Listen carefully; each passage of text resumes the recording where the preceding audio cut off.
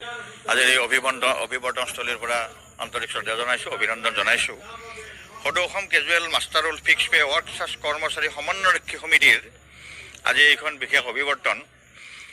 আৰু এই অভিৱৰ্তনখনৰ লগত জড়িত বিভিন্ন বিষয় হ'ল যে আপোনালোকে জানিব আমাৰ প্ৰায় 13,000 এই পৰ্যায়ৰ কৰ্মচাৰীৰ আমি ৰাজ্য চৰকাৰৰ অইন কৰ্মচাৰীবিলাকৰ লগত তেখেতসকলৰ মানে যথেষ্ট প্ৰভেদবিলাকৰ ক্ষেত্ৰত আমি নিয়মীয়া চাকৰি কৰা মানুহবিলাকে যিবোৰ চৰকাৰৰ পৰা সুবিধাবোৰ লাভ কৰোঁ, গ্ৰহণ কৰোঁ, তাৰ পৰা তেখেতসকলে বঞ্চিত হৈ আছে।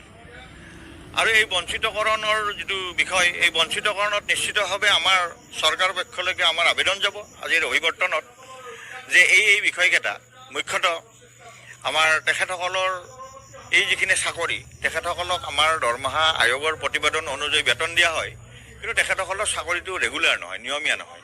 গতিকে তেখেতসকলৰ চাকৰিটো আমাৰ চৰকাৰে নিয়মীয়া কৰি দিব লাগে। তেখেতসকলে নিয়মীয়া কৰাৰ লগে লগে তেখেতসকলে কেইটামান সুবিধা পাবলৈ, এই কৰ্মীখিনিও সুবিধা পাবলৈ সুবিধা হ'ব। যেনে আমাৰ ধৰক আজিৰ তাৰিখত ঘৰ ভাড়া তেখেতসকলে বহু বছৰৰ পিছত পৰিষদৰ দাবীৰ ক্ষেত্ৰত মুখ্যমন্ত্ৰী মহোদয়ে এই বিষয়টো বিবেচনা কৰিলে আৰু তেখেতসকলক 50% হাউচ ৰেণ্ট দিছে।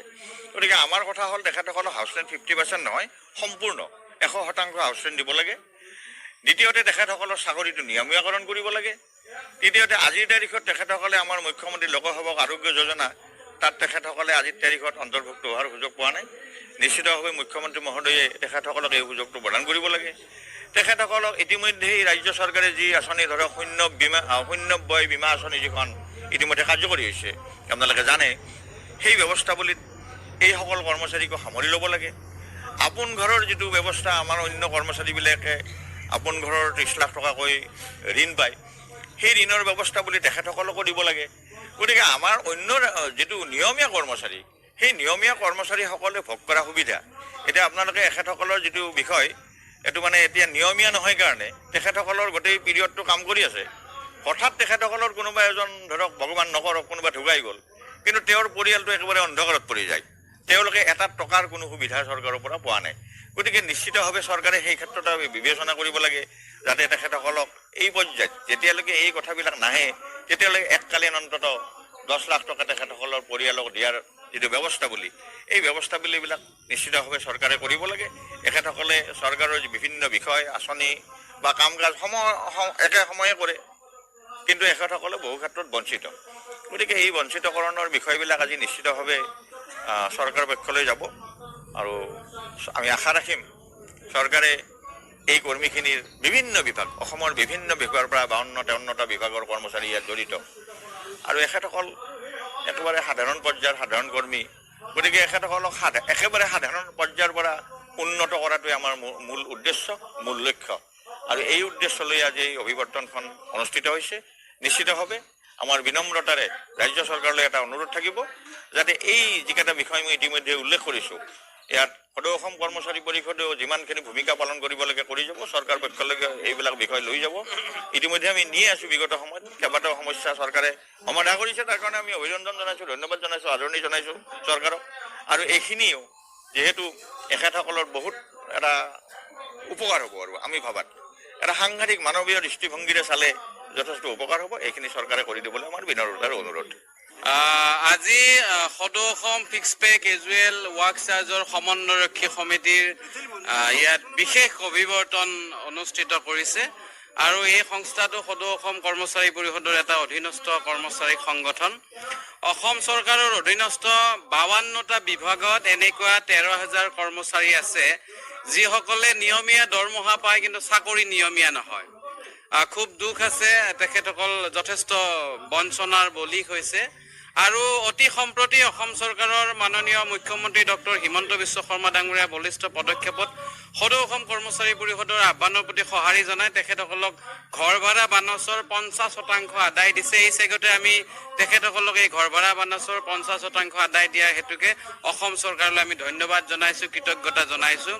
আৰু আমি আশাবাদী অতি শীঘ্ৰে এই কৰ্মচাৰীসকলৰ পূৰ্ণাংগ ঘৰ ভাড়া বানচ অসম চৰকাৰে আদায় দিব। আমি দুখ লাগে, দুখৰ আৰু পৰিতাপৰ বিষয়ে আমি নিয়মীয়া ৰেগুলাৰ কৰ্মচাৰীসকলে বিভিন্ন সা সুবিধাৰ কাৰণে ডিমাণ্ড কৰি আহিছো। পে ৰিভিজন হ'ব, পে ফিক্সেশ্যনৰ কাৰণে ডিমাণ্ড কৰিছো। NPS ব্যৱস্থা, OPS হ'ব লাগে, আমাৰ যি অৱসৰকালীন জীৱনৰ নিৰাপত্তা সুনিশ্চিত হ'বলৈ তাক লৈ দাবী জনাইছো। কিন্তু দুখ লাগে আৰু পৰিতাপৰ বিষয় যে এই যে 52টা ডিপাৰ্টমেণ্টত এই 13,000 কেজুৱেল ফিক্স পে ৱাৰ্ক চাৰ্জৰ আমাৰ সন্মানীয় কৰ্মচাৰী সতীৰ্থসকল আছে, তেখেতসকলে কিন্তু কাইলৈ যদি ৰিটায়াৰমেণ্টত গুচি যায় 1 টকাও নাপায়। আৰু কাইলৈ যদি তেখেতসকলে এই পৃথিৱী ত্যাগ কৰি ইহলোক গমন কৰিবলগীয়া হয়, তাতো 1 টকাৰো কোনো ধৰণৰ অৰিহণা নাই, যিটোৱে বৰ পৰিতাপৰ বিষয়। বিগত সময়ত এনেকুৱা ঘটনা ঘটিছে, কেজুৱেল ফিক্স পে মাষ্টাৰ ৰোলৰ মানুহ ঢুকাইছে, অন্ত্যেষ্টিক্ৰিয়া কৰিবলৈকে পইচাৰ অভাৱ হোৱা পৰিলক্ষিত হৈছে। গতিকে এই যি ব্যৱস্থা, এই ব্যৱস্থা হ'ব লাগে। আজিৰ এখেতসকলে আয়োজন কৰা এই বিশেষ অভিৱৰ্তনৰ উদ্দেশ্য দুটা। প্ৰথম উদ্দেশ্যটো হৈছে যে অসম চৰকাৰে তেখেতসকলক ঘৰ ভাড়া বানচ 50% আদায় দিছে। কৃতজ্ঞতা জনোৱাৰ বাবে অসম চৰকাৰৰ মুখ্যমন্ত্ৰী মহোদয়কে কেইবাগৰাকীও মন্ত্ৰীক তেখেতসকলে আমন্ত্ৰণ জনোৱা বুলি কৈছে। তেখেতসকলে কৃতজ্ঞতা জনোৱাৰ বাবে ইয়াত সমবেত হৈছে। দ্বিতীয়টো কথা হৈছে যে তেখেতসকলৰ যি বঞ্চনা, দীৰ্ঘদিনীয়া বহুত বছৰ ধৰি যি বঞ্চনা, এই বঞ্চনাৰ পৰিত্ৰাণ বিচাৰি ইয়াৰ পৰাই যাতে অসম চৰকাৰলৈ এটা নিবেদন কৰিব পাৰে, তাৰ বাবে ইয়াত সকলোৱে একত্ৰিত হৈছে। আৰু আপোনালোক সন্মানীয় সংবাদ মাধ্যমৰ জৰিয়তেও আমি সদৌ অসম কৰ্মচাৰী পৰিষদৰ ফালৰ পৰা মাননীয় মুখ্যমন্ত্ৰী মহোদয় আৰু অসম চৰকাৰলৈ আহ্বান জনাইছো, দাবী জনাইছো যে এই যি নিয়মীয়াভাৱে দৰমহা পোৱা কিন্তু চাকৰি নিয়মীয়া নোহোৱা যি ৱাৰ্কচাৰ্ছ কেজুৱেল ফিক্স পে মাষ্টাৰৰ সন্মানীয় কৰ্মচাৰী বন্ধুসকল আছে, তেখেতসকলক অতি শীঘ্ৰে নিয়মীয়া কৰ্মচাৰী হিচাপে মৰ্যাদা দিব লাগে, তেখেতসকলক ঘৰ ভাড়া বানচ দিব লাগে। আৰু ৰেগুলাৰ কৰ্মচাৰীয়ে যিধৰণে বিভিন্ন সা সুবিধা পায়, বিশেষভাৱে অসম চৰকাৰৰ এখন ভাল আঁচনি হৈছে মুখ্যমন্ত্ৰী লোকসেৱক আৰোগ্য যোজনা। এই আঁচনিটো এই কৰ্মচাৰীসকলক অন্তৰ্ভুক্ত কৰিব লাগে, ইতিমধ্যে দাবী জনাইছো। আৰু আমি আশাবাদী আগন্তুক দিনত খুব ভাল বাৰ্তা এটা অসম চৰকাৰলৈ আমাৰ এই কৰ্মচাৰীসকলে পাবলৈ সমৰ্থবান হ'ব, সক্ষম হ'ব, সেই আশা ৰাখিছো। আৰু আপোনালোক সদৌজনৰে যোগাত্মক আমি সহযোগিতা কামনা কৰিছো। কাৰণ কিয় গণতন্ত্ৰৰ চতুৰ্থ স্তম্ভই হৈছে সংবাদ মাধ্যম। সংবাদ মাধ্যমে যেতিয়া এই বঞ্চনা বা এই সমস্যাখিনিৰ কথা উপযুক্তভাৱে উপযুক্ত স্থানত উপস্থাপনৰ বাবে শ্ৰেষ্ঠ মাধ্যম হিচাপে পৰিগণিত হৈছে। আপোনালোকলৈ ধন্যবাদ জনাইছো। আৰু আপোনালোকৰ পৰা আমি আশাবাদী এইসমূহ সন্মানীয় কৰ্মচাৰীৰ যি সমস্যা, এই সমস্যা সমাধানৰ দিশত আপোনালোকেও ঊৰ্ধ্বতম কৰ্তৃপক্ষক বা চৰকাৰৰ দৃষ্টি আকৰ্ষণ কৰাৰ ক্ষেত্ৰত আপোনালোকক সহযোগিতা কৰক। ধন্যবাদ। অভিৱৰ্তন সদৌ Assam casual master fix pay কৰ্মচাৰীসকলে এই অভিৱৰ্তনৰ যোগেৰে অসমৰ মাননীয় মুখ্যমন্ত্ৰী হিমন্ত বিশ্ব শৰ্মা ডাঙৰীয়াক এক কৃতজ্ঞতা জনোৱাৰ উদ্দেশ্যে এই অভিৱৰ্তন পতা হৈছিল। আমি এই চৰকাৰখনৰ পৰা এগৰাকী চতুৰ্থ শ্ৰেণীৰ কৰ্মচাৰীৰ যিখিনি সা সুবিধা পাব লাগে, দৰমহা পাব লাগে, ইতিমধ্যে বহুখিনিয়ে পাইছোঁ।